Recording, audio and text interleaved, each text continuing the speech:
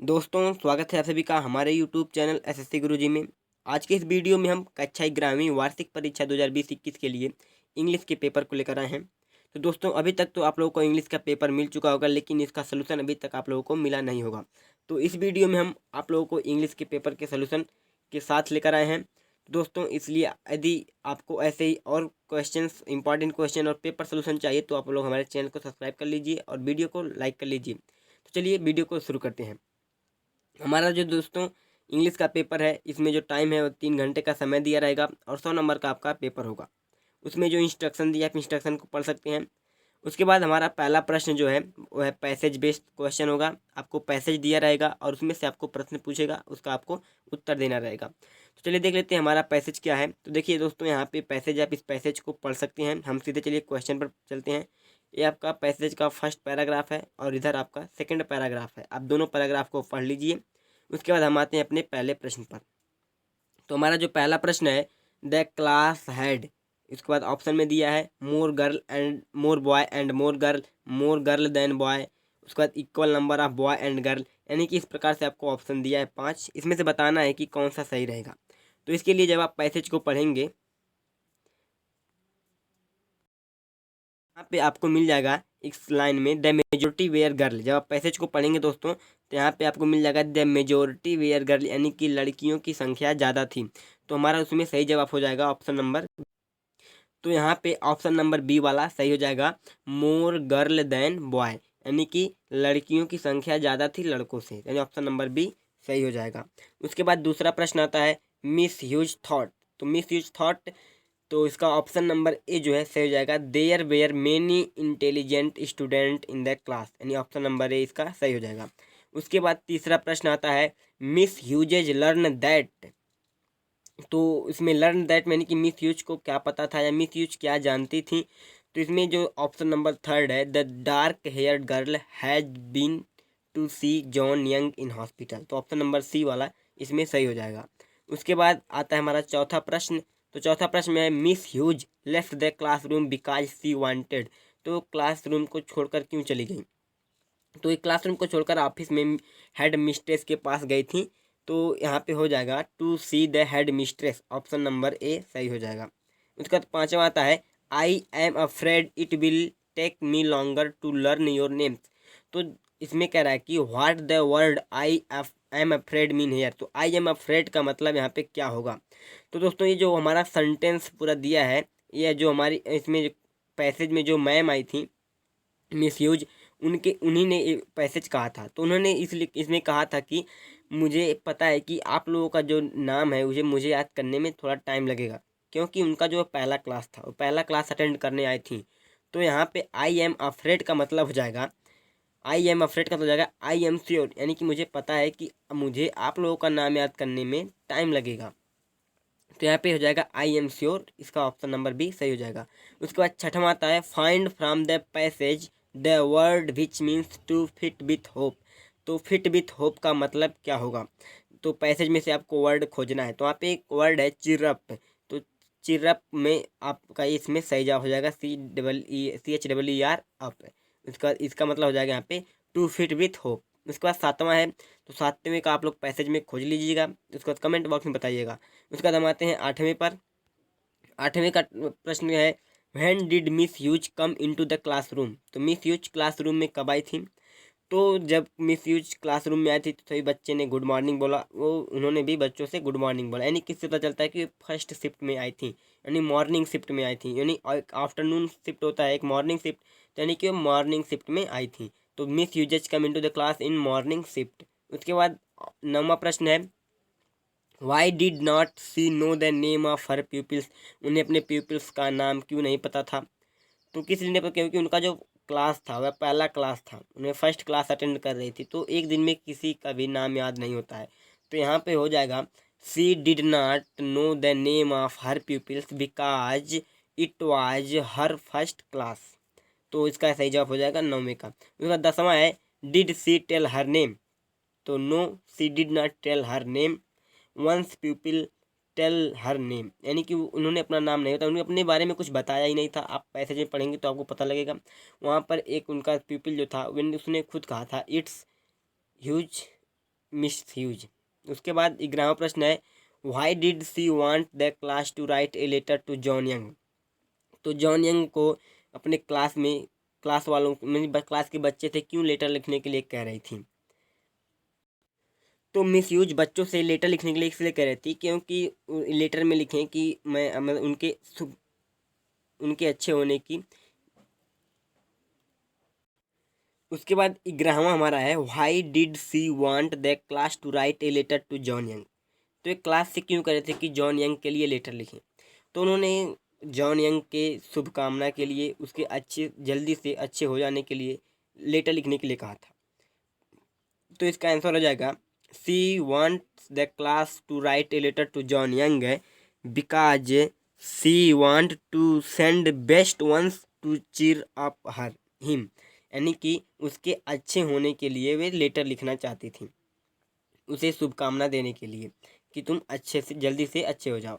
उसके बाद 12वां आता है what were the pupils writing when they left the class when she left the class. यानी कि जब मैम जो थी उनकी क्लास छोड़कर चली गई तो बच्चे क्या कर रहे थे। तो the pupils writing busily when she left the class, इसका हो जाएगा। यानी कि बच्चे पूरा दिन ध्यान मग्न होकर के लिख रहे थे जब क्लास छोड़कर गई थी। उसके बाद चलिए देखते हैं हमारा अगला प्रश्न क्या है, दूसरा।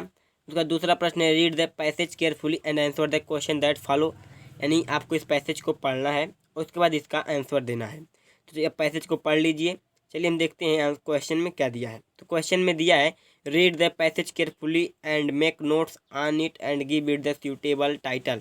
आपको पैसेज को पढ़ना है, उसके बाद आपको नोट मेकिंग करना है और उसके बाद एक सूटेबल टाइटल भी देना है। उसके बाद बी वाला दिया है डू एज डायरेक्टेड।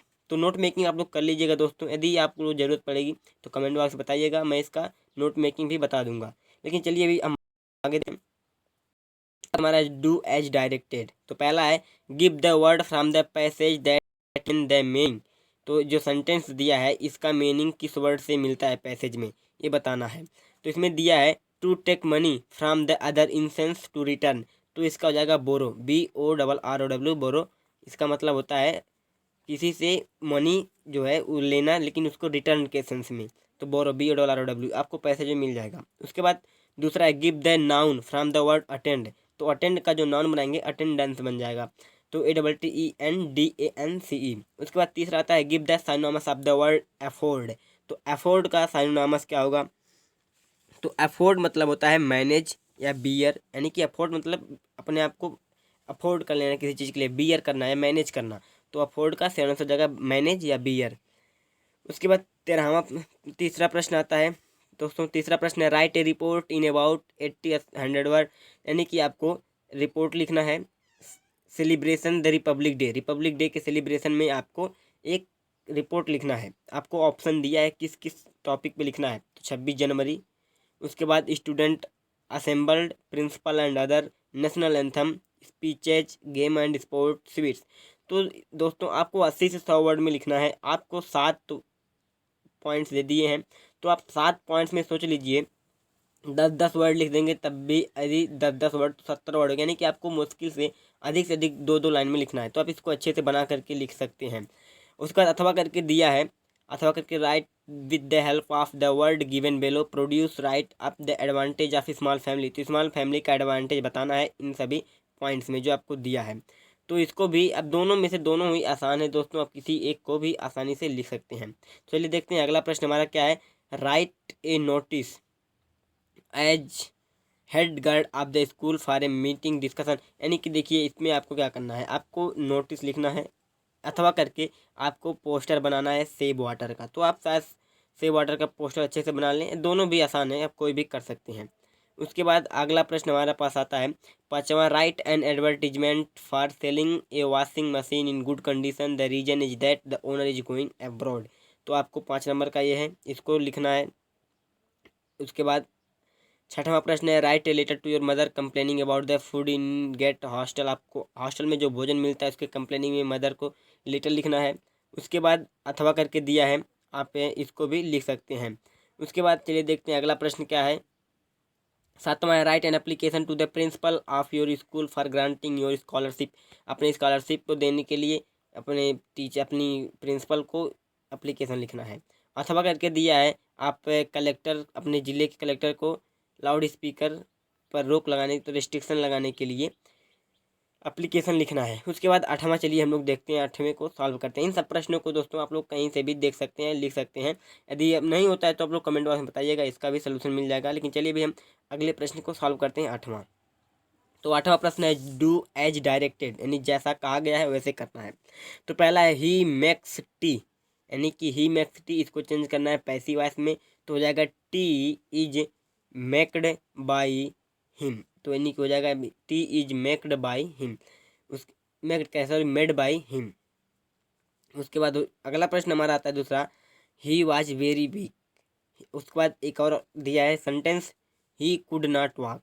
तो इसको रिराइट करना है टू डॉट डॉट टू, यानी डबल टू, यानी कि इसका प्रयोग करके आपको लिखना है। तो इसको लिख सकेंगे he is too, he was too weak to walk, यानी कि वह इतनी कमज़ोर है कि टहल नहीं सकती। तो इसको हो जाएगा he was too weak, T double O पहले लगाएंगे, ही वाज टू वीक, फिर इसको लगाएंगे टू वॉक, यानी कि he is too weak to walk. तो ये हमारा हो जाएगा रिराइट करके सही इसका। उसके बाद तीसरा आता है as soon as he close his eye the telephone rang. इसको नो सूनर का प्रयोग करके लिखना है। तो दोस्तों नो सूनर का आप लोग देख लीजिएगा, इसको मुझे पता नहीं है। उसके बाद चलिए देखते हैं अगला प्रश्न की चौथा है, he jump dash dash dash a frog does, यहाँ फ्रैग नहीं दिया है, फ्रॉग रहेगा। तो he jump as a frog does, तो यहाँ पे जाएगा एज। उसके बाद 5वां है they were playing football change the sentence. तो सेंटेंस को चेंज करना है, यहाँ पे सिंपल सेंटेंस है, आप इसको निगेटिव इंट्रोगेटिव कुछ भी बना सकते हैं। तो यहाँ पे दिया दे वेयर प्लेइंग फुटबॉल, तो आप इसको वेयर दे प्लेइंग फुटबॉल भी बना सकते हैं, इसका सेंटेंस चेंज हो जाएगा। उसके बाद 6वां है if you do not work hard you will be fail. तो हो जाएगा you can't succeed unless work hard, यानी कि तुम जब तक मेहनत नहीं करोगे तब तक पास नहीं होगे, सक्सेस नहीं होगे। तो you can't succeed unless work hard. उसके बाद आज चलिए देखते हैं अगला प्रश्न क्या है। अगला प्रश्न है fill in the blanks with the help of correct alternatives given in the bracket. तो ब्रैकेट में आपको जो दिया है इसी के सहायता से आपको फिल इन द ब्लैंक्स को भरना है। तो राम प्रीफर्स मिल्क, यहाँ पे milk at tea, to tea या देन टी, यानी कि कह रहा है राम जो है टी की अपेक्षा चाय में दूध को ज़्यादा प्रीफर करता है। तो यहाँ पे इस पर क्या भरा जाएगा, तो राम जो है प्रीफर करता है मिल्क देन टी, तो यहाँ पे हो जाएगा milk milk than tea, Ram prefer milk than tea. उसके बाद दूसरा आता है Mister David is dash dash European. तो यूरोपियन देखिए दोस्तों यू से स्टार्ट हो रहा है, यानी कि व्यंजन स्वर से, यानी कि जब स्वर इसमें उच्चारण जो है हमारा जब स्वर आता है तो उसके लिए एन का प्रयोग करते हैं, और जब कॉन्सोनेंट निकलता है तो उसके बाद उसके लिए ए का प्रयोग करते हैं। तो डेविड इज ए यूरोपियन, तो यहाँ पे हो जाएगा डेविड इज ए यूरोपियन। उसके बाद तीसरा आता है you dash dash dash stop smoking. तो यहाँ पे हो जाएगा यू मस्ट स्टॉप स्मोकिंग, आपको स्मोकिंग अवश्य रोक देना चाहिए। उसके बाद आता है चौथा we are going dash dash dash a match today. तो देखिए यहाँ पे प्लेइंग और टू प्ले, तो यहाँ पे दोस्तों प्लेइंग रहेगा और टू प्ले एक साथ रहेगा, तो यहाँ पे हो जाएगा we are going to play a match today.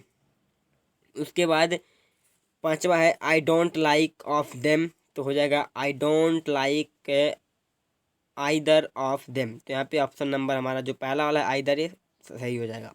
उसके बाद 10वां आता है write an essay in any one of the following topics. तो आपको किसी एक टॉपिक पर एस्से लिखना है। तो आप इसको, मैंने अपने प्रीवियस वीडियो में जो हाफ ईयरली का उसमें बताया था इन सभी टॉपिक्स पे, तो आप इसको देख सकते हैं।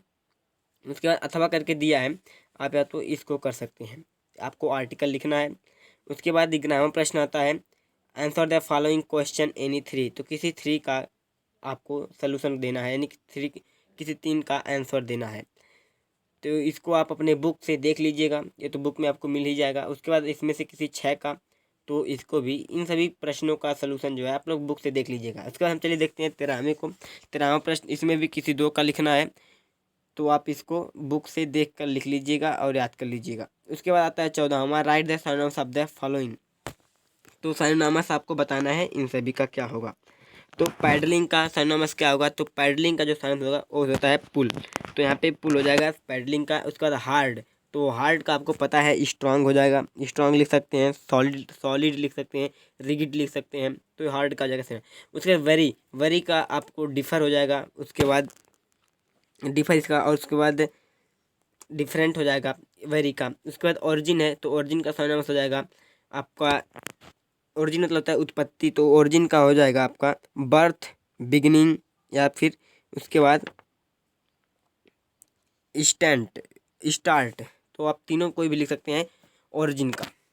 उसके बाद right the meaning of the English of the Latin expression. तो लैटिन एक्सप्रेशन का आपको इंग्लिश मीनिंग बताना है। तो प्राइमा फेस, प्राइमा फेसी, तो प्राइमा फेसी का मतलब होता है, प्राइमा फेसी का मतलब होता है एट फर्स्ट साइट। तो एट फर्स्ट साइट होता है प्राइमा फेसी का। और दूसरा है इन कैमरा, तो इन कैमरा का मतलब इन कैमरा या इन प्राइवेट।